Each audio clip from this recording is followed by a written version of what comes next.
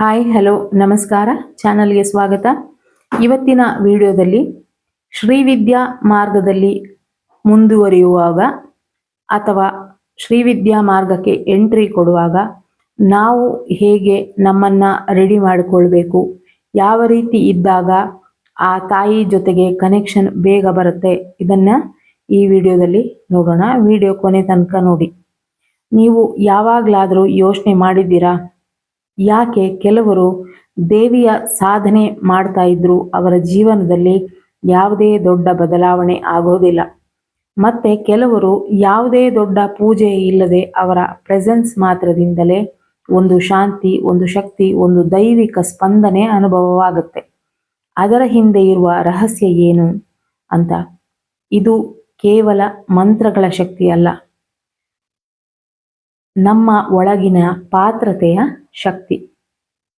ಶ್ರೀವಿದ್ಯಾ ಮಾರ್ಗದಲ್ಲಿ ಸಾಗುವ ಮೊದಲು ನಮ್ಮನ್ನು ನಾವು ಹೇಗೆ ರೆಡಿ ಮಾಡಿಕೊಳ್ಬೇಕು ಅಂದರೆ, ಬಹಳ ಜನರಿಗೆ ಒಂದು ತಪ್ಪು ಕಲ್ಪನೆ ಇದೆ.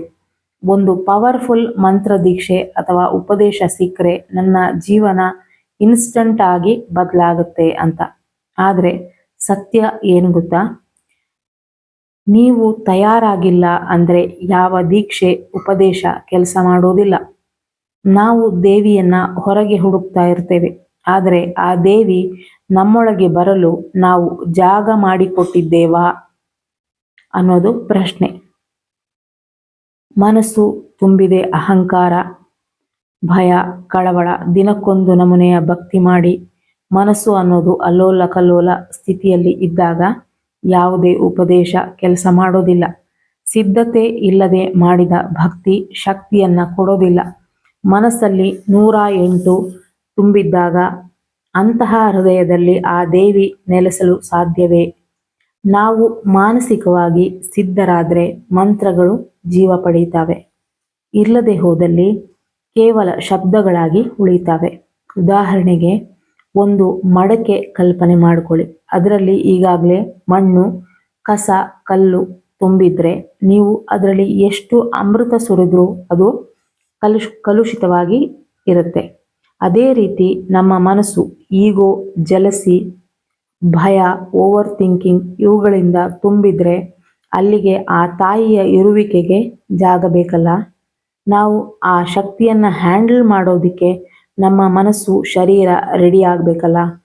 ಶಕ್ತಿ ಯಾವಾಗಲೂ ಬರುತ್ತೆ, ಆದರೆ ಪ್ರಶ್ನೆ ಏನು ಅಂದರೆ ಅದನ್ನು ಹಿಡಿದು ಇಟ್ಕೊಳ್ಳುವ ಪಾತ್ರತೆ ನಮ್ಮಲ್ಲಿ ಇರ್ತದೆಯಾ ಅನ್ನೋದು ಪ್ರಶ್ನೆ. ದೇವಿಯ ಪ್ರವೇಶ ಯಾವಾಗ ಬರುತ್ತೆ ಅಂದರೆ, ಜೀವನದಲ್ಲಿ ಒಂದು ಹಂತ ಬರುತ್ತೆ. ನೀವು ಎಷ್ಟೇ ಪ್ರಯತ್ನ ಮಾಡಿದರೂ ಏನೂ ಸರಿಯಾಗಿ ನಡೆಯೋದಿಲ್ಲ. ಆರೋಗ್ಯ ಕುಸಿಯುತ್ತೆ, ಹಣದ ಸಮಸ್ಯೆಗಳು ಹೆಚ್ಚಾಗುತ್ತೆ, ಸಂಬಂಧಗಳು ದೂರ ಆಗ್ತವೆ. ನೀವು ಒಳಗೆ ಬ್ರೇಕ್ ಆಗಿರ್ತೀರಿ. ಇನ್ನು ಇದು ಫೇಲ್ಯೂರ್ ಅಲ್ಲ, ಇದು ಒಂದು ದೊಡ್ಡ ಟರ್ನಿಂಗ್ ಪಾಯಿಂಟ್. ಹೆಚ್ಚಿನ ಸಂದರ್ಭದಲ್ಲಿ ನಾವು ಯೋಚನೆ ಮಾಡೋದು, ನನ್ನ ಜೊತೆ ಯಾಕೆ ಇಷ್ಟೊಂದು ಕೆಟ್ಟದಾಗ್ತಿದೆ? ದೇವರು ಇಲ್ವಾ? ದೇವಿ ನನಗೆ ಯಾಕೆ ಸಹಾಯ ಮಾಡ್ತಾ ಇಲ್ಲ? ಈ ಥರ ಆಲೋಚನೆಗಳು ಬರ್ತವೆ ನಮಗೆ. ಆದರೆ ನಿಜ ಏನು ಗೊತ್ತಾ? ಇದು ದೇವಿಯು ದೂರವಾಗುವ ಅಥವಾ ದೇವಿ ದೂರವಾಗಿರುವ ಸಮಯ ಅಲ್ಲ, ಇದು ದೇವಿಯು ಹತ್ತಿರವಾಗುವ ಸಮಯ. ಇಲ್ಲಿಂದ ನಿಜವಾದ ಆರಂಭ ಶುರುವಾಗುತ್ತೆ.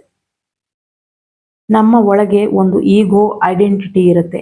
ನಾನು ಕಂಟ್ರೋಲ್ ಮಾಡ್ತೀನಿ, ನನ್ನ ಜೀವನ ನನ್ನ ಕೈಯಲ್ಲಿ ಇದೆ, ಮೈ ಲೈಫ್ ಮೈ ರೂಲ್ ಅಂತ ಒಂದು ಭ್ರಮೆಯಲ್ಲಿ ಇರ್ತೇವೆ. ಆದರೆ ಇಂತಹ ಒಂದು ಸಂದರ್ಭದಲ್ಲಿ ಆ ಭ್ರಮೆ ಒಡೆಯುತ್ತೆ. ಉದಾಹರಣೆಗೆ, ಒಂದು ಬೀಜ ನೆಲದಲ್ಲಿ ಬಿತ್ತಿದಾಗ ಅದು ಮೊದಲು ಕುಸಿದು ಹೋಗುತ್ತೆ. ಹೊರಗಿಂದ ನೋಡಿದರೆ ಅದು ಸಾಯ್ತಿದೆ ಅಂತ ಕಾಣುತ್ತೆ, ಆದರೆ ನಿಜವಾಗಿ ಆ ಬೀಜ ಮೊಳಕೆಯೊಡೆಯೋದಕ್ಕೆ ಬೇಕಾದ ಸಂಸ್ಕಾರ ಆ ಮಣ್ಣಿನೊಳಗೆ ಸಿಗತ್ತೆ.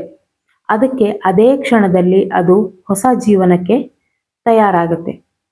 ನಮ್ಮ ಜೀವನದಲ್ಲಿ ನಾವು ಇನ್ನಿಲ್ಲದ ನೋವು, ಅವಮಾನ, ಸಮಸ್ಯೆಗಳ ಸರಮಾಲೆಯಲ್ಲಿ ಸಿಲುಕಿದಾಗ, ನಾವು ಒಳಗಿಂದ ಬ್ರೇಕ್ ಆದಾಗ, ನಾವು ಇನ್ನು ಸಾಯ್ತೀವಿ, ಇನ್ನು ಆಗೋದೇ ಇಲ್ಲ ನಮ್ಮ ಕೈಯಲ್ಲಿ ಅಂತ ಭಾಸವಾದರೂ ನಿಜವಾಗಿ ನಾವು ಒಳಗಿಂದ ಪರಿವರ್ತನೆ ಹೊಂದುತ್ತಾ ಇರ್ತೇವೆ. ನೆನ್ಪಿಟ್ಕೊಳ್ಳಿ, ಜೀವನದಲ್ಲಿ ಅತ್ಯಂತ ಕಷ್ಟದ ಸಮಯ, ಅತ್ಯಂತ ದೊಡ್ಡ ಬದಲಾವಣೆಯ ಮುಂಚೆ ಬರುವಂತಹದ್ದು. ಜೀವನದಲ್ಲಿ ಅತ್ಯಂತ ಕಷ್ಟದ ಸಮಯ, ಅತ್ಯಂತ ದೊಡ್ಡ ಬದಲಾವಣೆಯ ಮುಂಚೆ ಬರುವಂತಹದ್ದು.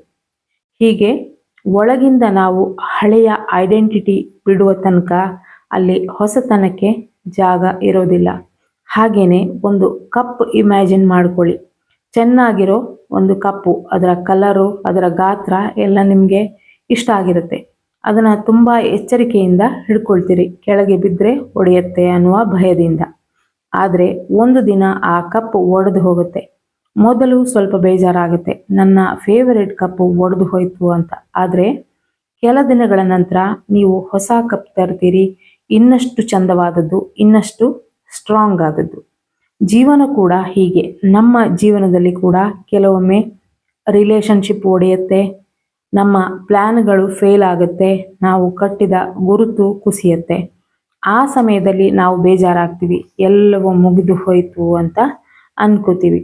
ಆದರೆ ನಿಜ ಏನಪ್ಪ ಅಂದರೆ, ಹಳೆಯದು ಒಡೆಯದೆ ಹೊಸದು ಬರೋದಿಲ್ಲ. ಹೀಗೆ ನಮ್ಮನ್ನು ನಾವು ಆಕೆಯ ಬರುವಿಕೆಗೆ ರೆಡಿ ಮಾಡಿದಾಗ ಆಗುವಂತಹ ಮಿರಾಕಲ್ಗಳೇ ಬೇರೆ. ದೇವಿ ನಮ್ಮ ಜೀವನದಲ್ಲಿ ಕೆಲಸ ಮಾಡುವ ವಿಧಾನ ಇದು. ಅವಳು ಮೊದಲಿಗೆ ರಿಮೂವ್ ಮಾಡ್ತಾಳೆ, ನಂತರ ಅವಳೇ ರೀಬಿಲ್ಡ್ ಮಾಡ್ತಾಳೆ. ನಾವು ಕಳೆದುಕೊಂಡದ್ದು ನಮ್ಮ ಶಿಕ್ಷೆಯಲ್ಲ, ಅದು ಆಕೆ ಬರೋದಕ್ಕೆ ಮಾಡಿದಂತಹ ಪ್ರಿಪರೇಷನ್.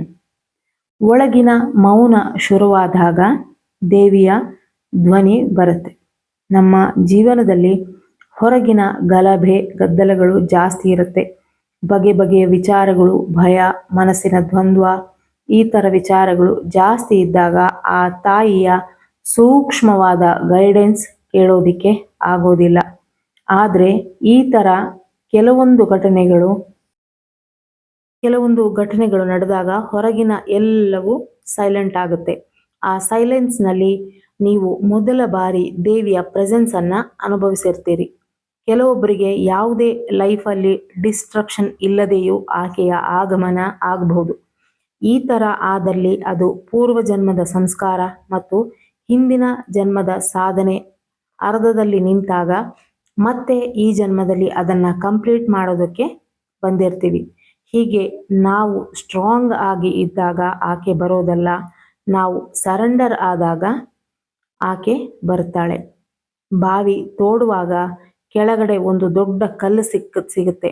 ಆ ಕಲ್ಲನ್ನು ಒಡೆದಾಗ ನೀರಿನ ಚಿಲುಮೆ ಸಿಗುವ ಹಾಗೆ ಮೊದಲು ಆಕೆ ಬರೋದಿಕ್ಕೆ ನಾವು ಜಾಗ ಮಾಡಿಕೊಡ್ಬೇಕಾಗುತ್ತೆ. ಅದಕ್ಕೆ ಅನುಗುಣವಾಗಿ ಮೊದಲಿನ ಹಂತದಲ್ಲಿ ಗುರು ಮಂತ್ರ, ಗಣಪತಿ ಮಂತ್ರ, ಹೀಗೆ ಲಲಿತಾ ಸಹಸ್ರನಾಮದ ಅನುಷ್ಠಾನ ಮಾಡ್ತಾ ಮಾಡ್ತಾ ಶ್ರೀವಿದ್ಯೆಯಂತಹ ಮಹಾ ಸಮುದ್ರಕ್ಕೆ ಇಳಿಯೋದಿಕ್ಕೆ ನಮ್ಮನ್ನು ನಾವು ರೆಡಿ ಮಾಡ್ಕೊಳ್ಬೇಕಾಗುತ್ತೆ.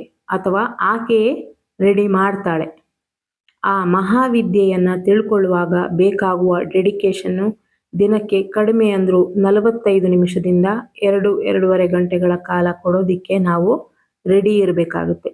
ಒಂದು ಹಂತದ ನಂತರ ಸಾಧನೆ ಪ್ರಾಕ್ಟೀಸ್ ಆಗೋದಿಲ್ಲ, ಅದು ಇನ್ನರ್ ಅಲೈನ್ಮೆಂಟ್ ಆಗುತ್ತೆ. ಅಂದರೆ ನಿಮ್ಮ ಮಾತು, ನಿಮ್ಮ ನಿರ್ಧಾರ, ನಿಮ್ಮ ಸಮಯದ ಬಳಕೆ ಇವೆಲ್ಲವೂ ಸ್ವಾಭಾವಿಕವಾಗಿ ಸರಿಯಾಗತ್ತೆ.